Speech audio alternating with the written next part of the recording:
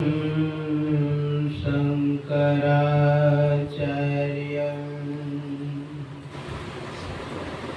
केशवं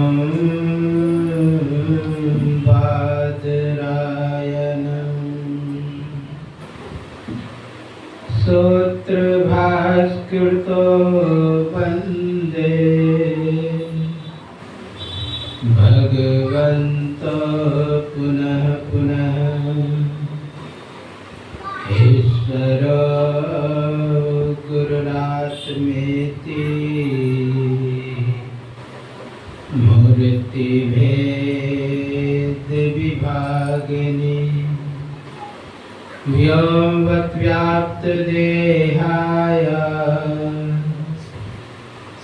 दक्षिणामूर्तये नमः। दक्षिणामूर्तये नमः। श्री सद्गुरु महाराज की जय। जोर से जय घोष करने से हृदय से हाहाकार मिट जाता है, इसलिए जय घोष हृदय खोल के करना चाहिए। ऐसे भी जयकार करने से रेचक हो जाता है और इससे वायु बाहर निकलती है, और वायु बाहर निकलने के बाद पेट खाली होता है तो मन शांत महसूस होता है। इसलिए जोर से ये घोष करें, बोलिए श्री सद्गुरु महाराज की जय। एक बार और हो जाए, श्री सद्गुरु महाराज की जय। सर्वत्र रूप में विराजमान आराध्य देव को कोटि से नमन। व्यक्त रूप में यत्र तत्र अन्यत्र विराजमान संत जन, विज्ञ जन, सज्जन वृंदा, माता एवं धर्मशीला भक्तिमती बहनों के अंतस्थ विराजमान परमात्मा को मेरा नमन। अभी आप लोग यत्र तत्र से क्या नाम है, रमाकांत बाबू के, रामाकाश बाबू के दरवाजे पर धर्मपत्नी कुसुम देवी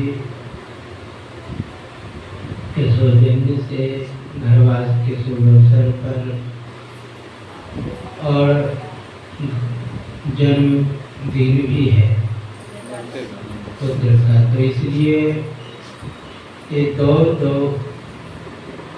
उपलक्ष्य को रखते हुए यह सत्संग कार्यक्रम रखा गया है। दोनों का नवनिर्माण हुआ है। गुरुदेव से प्रार्थना करते हुए तमसोमा ज्योतिर्गम्य, अस्तोमा सद्गम्य, मृत्युर्मा अमृतगम्य के तहत हम लोगों को चाहिए कि सभी अपना अपना विचार तरंग उन व्यक्ति के प्रति जिनका जन्मदिन है और घरवास है, उस घर में सत्य का तरंग फैले, उस व्यक्ति के अंदर सत्य का भाव हो, सात्विक नास्तिक बुद्धि तरंग सब कार्य करे, यही गुरुदेव से प्रार्थना है। तो आज उनके सत्संग के शुभ अवसर पर सत्संग योग से आप पाठ श्रवण कर रहे थे। उसमें पहला वेद मंत्र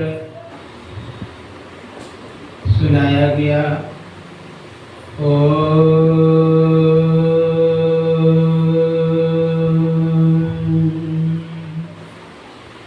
युञ्जानः प्रथमं मनस्त तत्त्वाय सविता धियम् अग्निर्ज्योतिर्निचाय पृथिव्याद्या भरत।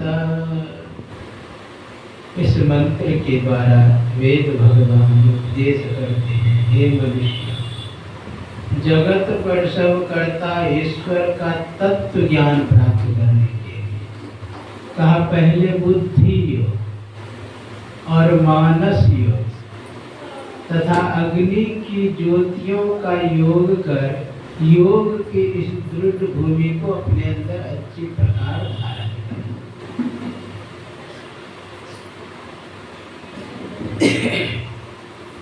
पहला बात, वेद भगवान उपदेश कर रहे और वेद मंत्र से सबसे पहले ओम उच्चारण हुआ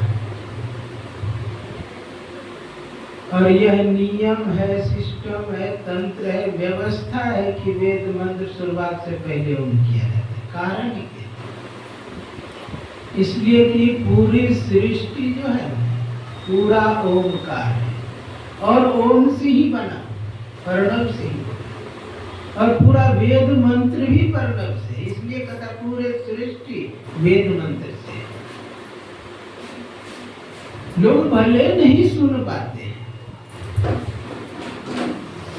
लेकिन इस बात को वैज्ञानिक और इतिहासकार जानते थे।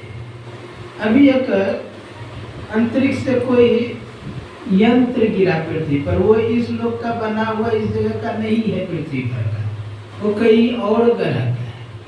उस यंत्र को रखकर वैज्ञानिक बहुत कुछ कहने का प्रयास किया कि वो सुने, सक्रिय हो, लेकिन नहीं सक्रिय हो पाया। जब वेद मंत्र सुनाया ना, वो सक्रिय हो गया। विचार करिए, वेद मंत्र कोई लौकिक भाषा नहीं, ब्रह्मांडीय भाषा है। तो इससे सिद्ध होता है पूरे ब्रह्मांड में वेद मंत्र गूंज रहा है। जिस दिन वैज्ञानिक पश्चंती वाणी को सुनने लगेगा, उस दिन वो घोषणा कर देगा कि पूरा वेद मंत्र पूरे सृष्टि में। इसलिए कहा था, उल्टा नाम जपत जग जाना, वाल्मीकि होय ब्रह्म समान। किस शब्द को पकड़ करके उसने पूरे सृष्टि को जान गया? उल्टा नाम जपत जग जाना, यानी जगत को जान गया। वाल्मीकि और ब्रह्म समान, उसको ज्यों ही जाना तो ब्रह्म के समान हो गया, यानी पूरे सृष्टि में व्यापक हो गया। ब्रह्म क्या? वीर्य विस्तारे धातु से होता है, जो सभी में फैला हुआ है। ब्रह्म शब्द का अर्थ महर्षि सत्यसेवी जी महाराज बहुत सुंदर है। एक प्रोफेसर गए टीएनबी कॉलेज से मिलने के लिए, मैं भी बगल में पंखा चल रहा। कहा, हुजूर ब्रह्म का अर्थ क्या होता है? महर्षि सत्यसेवी प्रमल जी महाराज बोले, ब का अर्थ ब्रह्मा, र का अर्थ रक्षण करने वाला, ह का अर्थ हर यानी महादेव, अब म का अर्थ मुकुंद दाता। ब्रह्मा विष्णु महेश को जो मुक्ति प्रदान करने वाला है वही ब्रह्म। आप कहेंगे कैसा अर्थ किए? जिन्होंने ये लोग नहीं वेद पढ़ा है, यह पढ़ने के निरुक्त छंद को नहीं जाना है, वो ऐसा कह सकता है कि ये दूसरा ढंग का अर्थ है। सबका सब शब्द का अलग अलग अर्थ है दिया हुआ है। आधा ह का अलग अर्थ, म का आधा म का अलग अर्थ, एक ही अर्थ नहीं, सैकड़ों अर्थ एक का दिया हुआ है।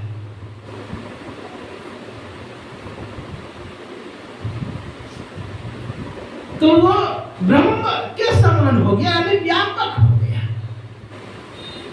तो कौन सा शब्द? आप लोग सब दिन पाठ करते हैं, अव्यक्त अनादि अनंत अजय, आदि मूल परमात्म जो अध्वनि प्रथम स्फुटति पराधरा, जिनसे कई स्फुट है अस्फोट वही, उद्गीत वही, ब्रह्मनाद शब्द ब्रह्म वही। अति मधुर प्रणव ध्वनि धार हुई, परमात्म प्रतीक हुई, प्रभु का ध्वन्यात्मक नाम हुई सार्थक सत्य। उसी को बाइबल में in the beginning was the word, उसी को कुरान में कहा शुरू में मानव एक ही मार्ग को मानते थे, बाद में अनेक मार्गों में भटक गए, एक अलीफ को पढ़ ले तो नाजात छुटकारा मुक्ति मिल जाती है। कानून इसकी पुस्तक में बुल्ले साहब संत लिखते हैं कि जिस अलीफ को पढ़ने पर नाजात छुटकारा मुक्ति मिल जाती वह कोई किताबों का नहीं है, वो तख्ती पर लिखने योग्य नहीं है। अरे जातम स्वर व्यंजन विवर्जितम बिंदु नाद कलातीतम यस्तम वेद सवेद, वही है पढ़ना, वही उसी ओम रश्मि को परमात्मा चेतन को प्रेरित किया, चेतन ओम रश्मि, तब वहां से सृष्टि। क्योंकि कोई भी जड़ पदार्थ जब तक चेतन सहयोग नहीं करेगा वह संचालित नहीं हो सकता। और परमात्मा प्रेरित किया, प्रेरण होने वाले सारी सृष्टि है। थोड़ी सी संकेत जो कि पता भी न लगे, आप कहेंगे थोड़ी सी संकेत से इस पूरा विश्व ब्रह्मांड कैसे चल रहा है। एक एक तारे, स्टीफन सन तारे जो है 3 अरब किलोमीटर व्यास में, विचार करिए, अब उसको घुमा। ये पृथ्वी मात्र 13,000 किलोमीटर व्यास में, 13,96,000 किलोमीटर व्यास में आपका सूर्य, विचार करिए, इसको ये संचालित हो रहा है, कितना बड़ा बड़ा, इससे करोड़ों गुना बड़ा सब तारे हैं जिस पर पृथ्वी का औकात एक कंद के बराबर हो जाता है। अब उसको भी संचालित कर रहा है,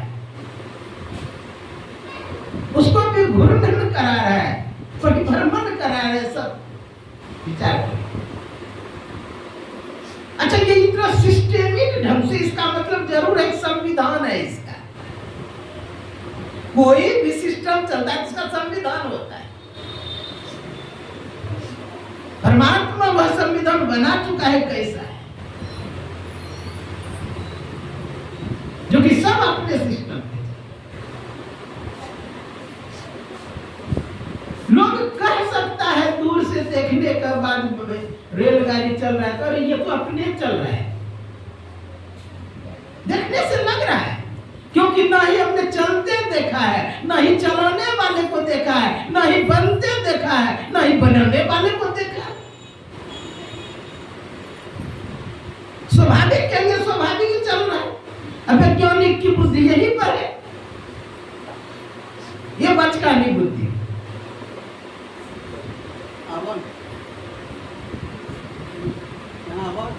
तो स्वाभाविक है कि जो भी चल रहा है, देखने के बाद लगता है कि अपने चल रहा है, वह अपने नहीं चलता है, चलाने वाली कोई शक्ति है। कोई भी कार्य बिना कारण का नहीं होता है। बोले श्री सद्गुरु महाराज की जय। जब तक कारण नहीं तक कार्य नहीं होता है।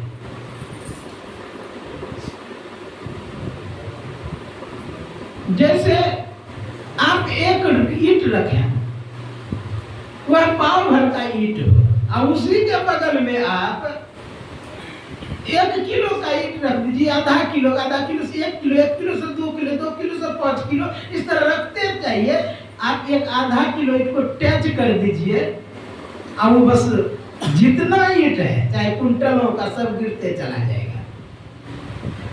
लग रहा है कि अपने गिर रहा है, क्योंकि ना ही हम गिराने वाले को प्रारंभ में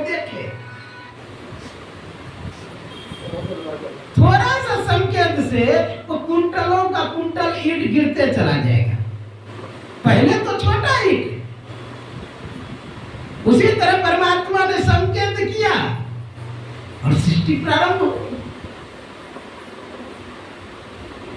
किसी बच्चे को काम करने के लिए कहेंगे, जल्दी नहीं करेगा, उसके डंडा से पीटना पड़ता है, डांटना पड़ता है। तब कोई कोई बच्चा तो केवल आप देखे अब उसको काम प्रारंभ कर देता, उसको पता लग गया कि मुझे क्या करना, क्योंकि आपका आंखों का जो तरंग है उनके आंखों में पहुंचा और वो समझ गए। उसी तरह परमात्मा का कार्य केवल संकेत मात्र, सृष्टि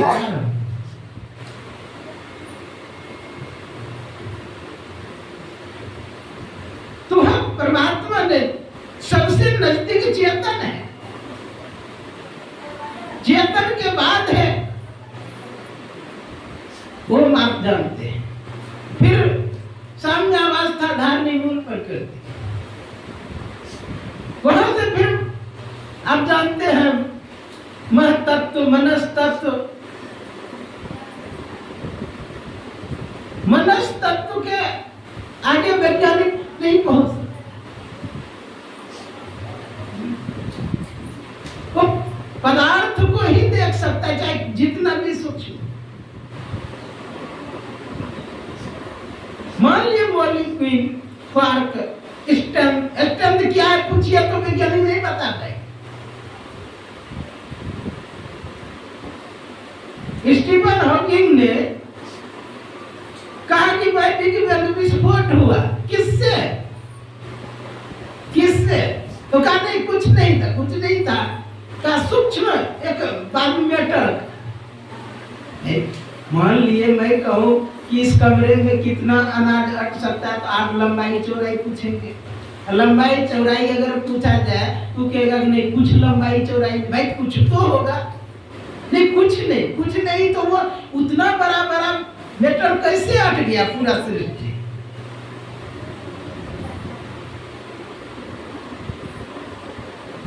तो चुप हो जाएंगे,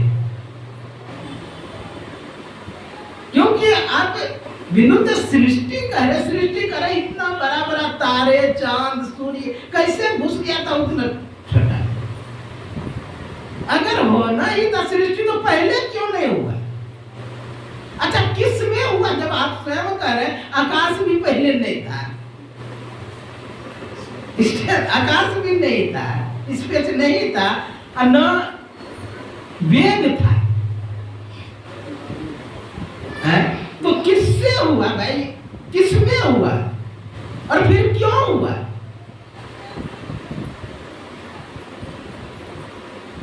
आप कहेंगे दबाव पर, कोई भी वस्तु पर आप चारों तरफ से दबाव देंगे ना, वो बैलेंस बना लेगा, वो विस्फोट नहीं होगा। तब चारों तरफ से अगर दबाव देंगे, स्ट्रेंथ था, विस्फोट होता किसमें? जब कुछ नहीं, वहां पर वो चुप, उससे आगे नहीं जा सकता। हमारा विज्ञान बहुत आगे है आध्यात्मिक, भले व्याख्या उधर का नहीं कर पाए, व्याख्यान नहीं दे पाए, ठीक है, चांद तारे तक बोल दिए, पीला पीली नीली लाल सफेद, और शब्द के भी विषय में बोला, शब्द की मान लीजिए विशेष भले नहीं किए, भाई किससे वह बना शब्द? शब्द किससे बना? कोई भी शब्द रश्मि से बने, छंद से। आप जानते हैं छंद से, अनुष्टुप छंद, गायत्री छंद, नियति छंद, आदि आदि छंद। छंदों का छंद रश्मियां है, रश्मियां एक प्रकार रस्सी है, रस्सी में जिस प्रकार रेशा ही रेशा भरा हुआ है सभी के, उसी तरह वो गुच्छा है। ये सब जो प्राण अपान हुयान समान उदान, ये जो 11 है, 10 वैसे वायु कहते हैं प्राण अपान, लेकिन एक और है जो 11 का मुख्य वर्णन है उस जगह। धनंजय, देवदत्त, कूर्म, ये आदि जो रश्मियां है, और गायत्री छंद रश्मियां, ओम रश्मियां, लगभग 300 रश्मियों का वर्णन है पे। सब रश्मियों में आकर्षण विकर्षण का गुण है। आने वाला, अपन, उत्कर्षण करने वाला, सभी रश्मियों में ही है। कोई ऐसा नहीं है जो केवल आकर्षण ही करता हो, कोई रश्मि ऐसा नहीं है जो केवल उत्कर्षण करता हो। हम लोग भी कुछ छोड़ते हैं तो कुछ लेते हैं। हमने ऑक्सीजन छोड़ा तो वृक्ष ने वृक्ष का उत्कर्षण किया हुआ, जो कार्बन है लिए, कार्बन छोड़े ऑक्सीजन लिए, आदि बदलते। उसी तरह पूरे सृष्टि में यह गुण है। वहां से मूल प्रकृति में जब तीनों गुण के विषय तो पूरा व्याख्या है। पहले 2 ही गुण काम करता है, बाद में तीसरा गुण, तब वो गुण कार्य होता है, तब पूरे सृष्टि में।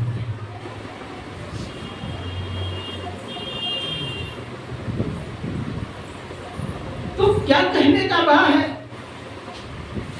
जब महत्व से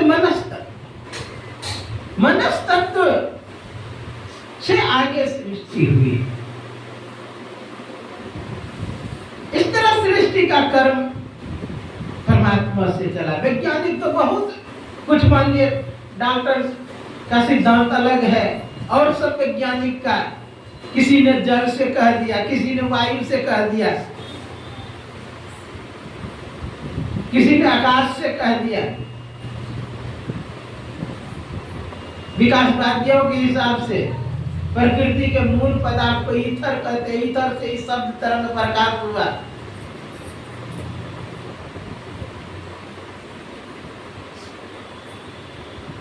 इस तरह सभी ने अलग अलग कहा, लेकिन हमारे जो वेद में दिया गया है, आप लोग सुन रहे थे कि सृष्टिकर्ता परमात्मा जगत प्रसारित कर तत्व ज्ञान प्राप्त कर, तत्व रूप से जानने का भाव है, जो सृष्टि का मूल है। परमात्मा के विषय में भले हम व्याख्या नहीं कर सकते उनके, लेकिन तत्व जो पंच तत्व है, मूल प्रकृति में जो रखा हुआ है, वहां पर जाकर के हम व्याख्या कर सकते हैं, लेकिन उससे आगे नहीं।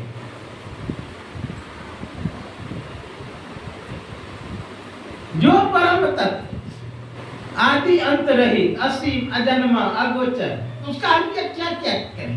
अनिर्वाच्यम पदम वक्तुम न शक्यते सूर्य स्वात्म प्रकाश रूपम शास्त्रम किस प्रकार से थे? शास्त्र उसे नहीं प्रकाशित कर सकते। हम लोग भी उसे नहीं बोल सकते। जस कथिए तस होत नहीं, जस है तैसा सोए, कहत सुनत सुख उपजे और परमारथ हो। जैसा कह रहा वैसा नहीं। बहुत बोल लेंगे फिर भी उसके स्वरूप को नहीं बताए। बहुत बोला जाएगा फिर भी उसके विषय में नहीं बोला। बहुत बोल रहे फिर भी नहीं बोल पाए। तो परमात्मा के विषय में नहीं बोल सकते।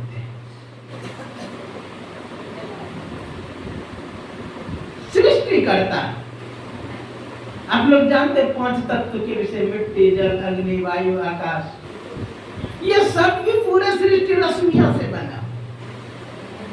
कैसे कैसे बना हुआ है, एक मैं पुस्तक लिखूंगा उसमें दूंगा, पूरे वेद में है कैसे कौन सी।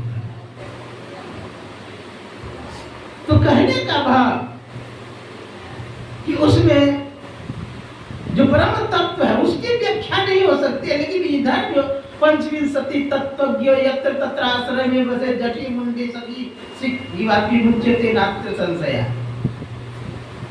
शांग दर्शन में कपिल मुनि बहुत सुंदर कहते पंचविंशति तत्वज्ञ, 5 और 20, पंचविंशति यानी 25 तत्वों का रूप रस गंध स्पर्श हाथ पैर आदि इंद्रियों को जोड़ा है, फिर इसके रूप को जोड़ा है, आदि आदि जोड़ करके 25 तत्वों का है। इसमें जो व्यापक परमात्मा है, इसको जो चलाने वाला है, हमें उसका ज्ञान करना चाहिए। तो क्या इन सभी को जानने के लिए सबसे शुरुआत कहां से करना चाहिए, प्रारंभ कहां से करना चाहिए? तो यहां पर कहा जा रहा प्रारंभ करिए बुद्धि योग से। बुद्धि योग आप लोग बराबर क्या पढ़े हैं? बुद्धि योग बराबर सत्संग। सत्संग पहले है क्या? आप लोग सत्य का परिभाषा सभी दिन सुने, सत्य सोई जो जिन से ना जगत मिथ्या ब्रह्म सत्य, द्वाविमो ब्राह्मणो रूप